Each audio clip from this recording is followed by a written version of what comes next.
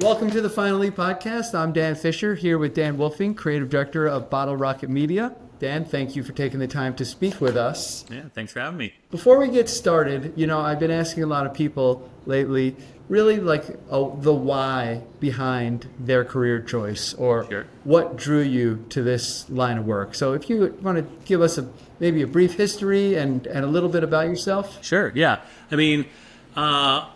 I think I was one of those real lucky, fortunate individuals who when I was younger, I just could not stop drawing. I love drawing.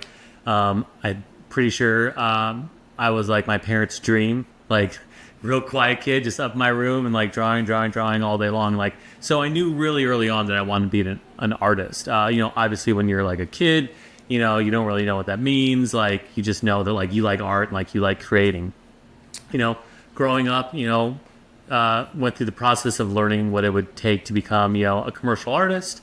Went to the Savannah College of Art Design where, they really sort of forged me into, somebody who, thinks about something critically, who understands what the needs are of, the work you're doing, and not to just create things that look great just for the sake of, making things that look great. So really sort of, had me hone my skills there and made me look at, my talents a little bit differently and how they could be applied, in a very real, commercial way. It's interesting. I just saw a post recently. Mm-hmm. It was advice from Saul Bass. Oh, wow. Okay. Yeah, right. So it was an old video. Yeah. And the advice from Saul Bass was learn to draw.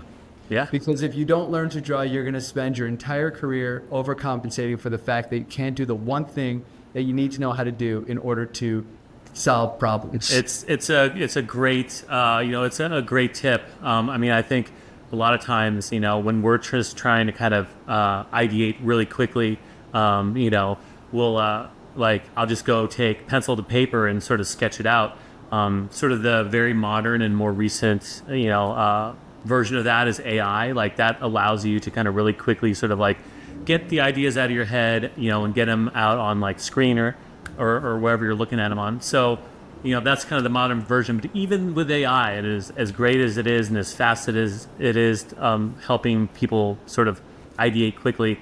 There's still just something about being able to draw and kind of really quickly do it, and not, and when you're in AI, it's all right, draw somebody with their hands up in the air. And then it's no, but they only have two hands. They don't have four hands. And, why is there an extra head? And, so there's a lot of that kind of stuff that goes on. But, so it's still great, but I love drawing too. We're talking about a video that you made, the ST1 Sizzle. Yeah. So what made the ST1 Sizzle video such an exciting project for you? So the video that we made for CrossFit Outdoors was for their new line of sort of airsoft guns. And they're a company that, they've got a lot of fun creative. They'll have, people shooting airsoft guns out in the middle of the forest, while they're riding in some kind of weird golf cart, or dressed up like Santa Claus. It's a lot of fun, creative stuff. So I knew when the client was coming to us, they were going to have a different take on something. So this gun was a little bit different, where all their normal sort of airsoft guns looked pretty much like what you think of as far as BB guns go, airsoft guns. This one had sort of an all-white case. It looked like something, that came out of a Star Wars movie, like a stormtrooper would be carrying around. I think that was even one of their creative notes. We want a video that is going to look like something that would, appeal to a stormtrooper. And you want this airsoft gun when you're not, blowing up planets. This is the gun you go blow off steam with. So that was sort of the charge from the client is got this new airsoft gun. We want to make it really cool. This is our normal creative that we do. We're looking for something a little bit different. What was the biggest challenge for this video for you and the team? Probably the biggest challenge for this video was to, I think, in sort of, take what was in my mind and what I knew the client wanted, and sort of merge those two things together, and sort of come up with, the overall creative. I think that's sort of true for any video. I think any video, is finding that creative sweet spot, right? And once you kind of got that idea out on paper and you got the client on board, then it's just sort of executing on it. And that obviously has its own challenges as far as like render times and like, what software we're going to use and all those kind of logistic things. But I think for me, and a big part of being the creative director, the biggest challenge is making sure that the client's on board, that the work you're creating is on message, and on brand, and really is going to be something that, garners eyeballs and gets that messaging across. And for this video, I mean, it's pretty dynamic in terms of its 3D movement. Yeah. And, is a unique way to show the product simply because it's an inanimate product. And how do you do that? Do those moves, is something like that happen, in your head? Does it happen on paper, or does it happen just like when you're putting clay on the table, you don't know what you're going to get until you work with it? Like, sure. What's the process there with determining those types of movements? Right. Yeah. So, I mean, obviously with anything that we're, kind of, making a product video, we got to show the whole thing and, and make sure that the viewer gets a good idea of what it looks like. So there's always those obligatory shots we have to include. But with the more dynamic stuff, I kept going back to their note that they gave us in the initial meeting where they're like, we want this to be something that a stormtrooper, wants to go out and buy.